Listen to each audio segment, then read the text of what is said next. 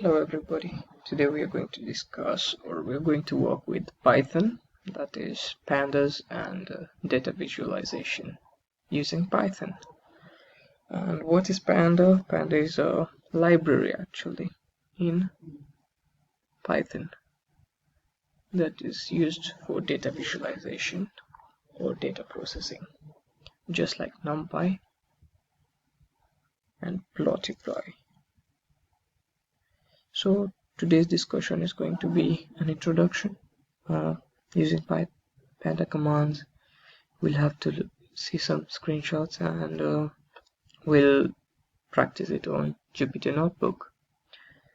So let's jump into the action and brief introduction. My name is Harsh Patel. I'm from an IT background, a system administrator and a full stack web developer. Those are my experiences. Today's workable solutions on how we're going to work, or the process, how I've structured today's video, is how to create a datasheet, clean the datasheet, and analyze or visualize the datasheet. By creating data sets, or we can import them from a spreadsheet that is on existing data that we already have.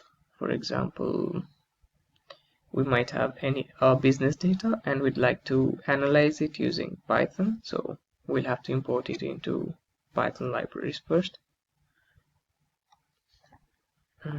Okay, so let's go to Panda now.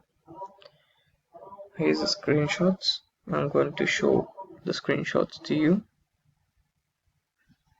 Visualization, creation. This is Panda still. This is numpy. The graphs that were created by Python 3 numpy library. And of course matplotlib library as well. So let's just go to Jupyter Notebook and start working on it. You launch it and oh yeah, there it is. So first of all, I created a data set called PUBG players. I'm a gamer, so that's what I'm going to go with. So here I showed the number of players, and I renamed actually the rows from indexes to the rows. That's round 1, round 2, round 3, round 4 until round 8. That means each player has played 8 rounds in this data set, and I called the data set back after creating it. There it is. We've updated rounds or the index. Here is a log command. Using first round, we just get the first row, that is round 1. That is the output that I got. And this D type means data type. It's integers, since it's numbers alone. It's integers here.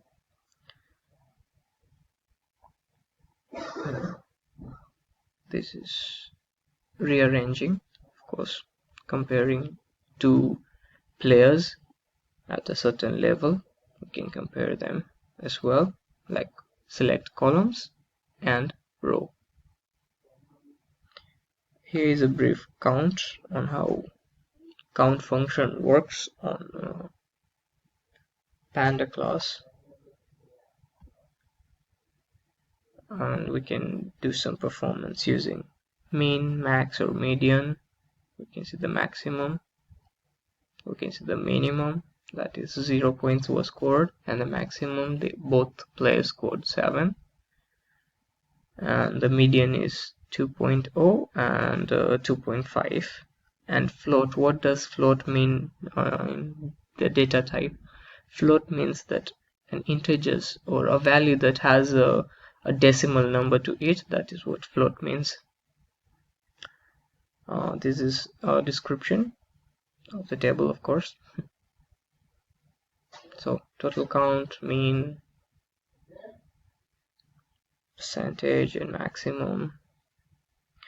Here we are importing a spreadsheet, data from spreadsheet, of course, and I named it as cells 2009.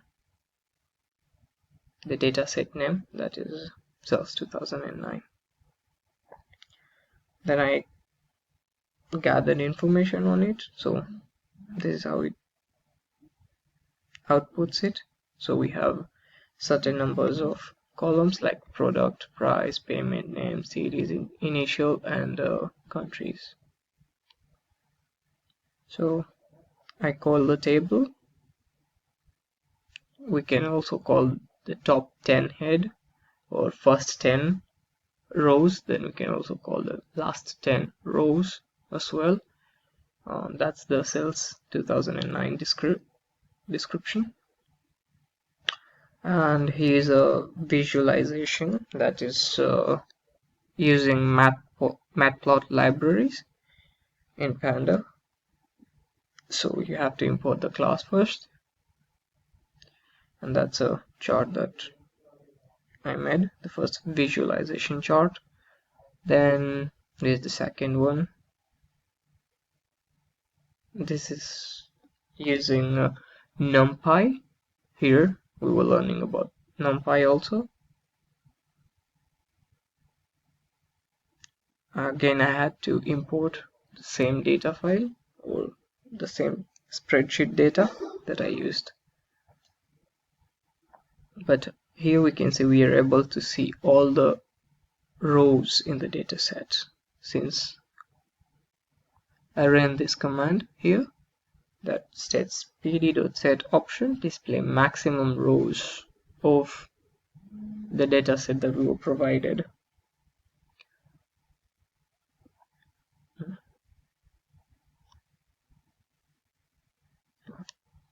Again, viewing top 10, the last 10, their sizes, some.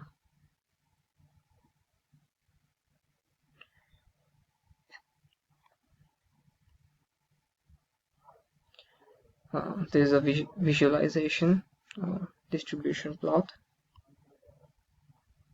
This is a violin plot that I created.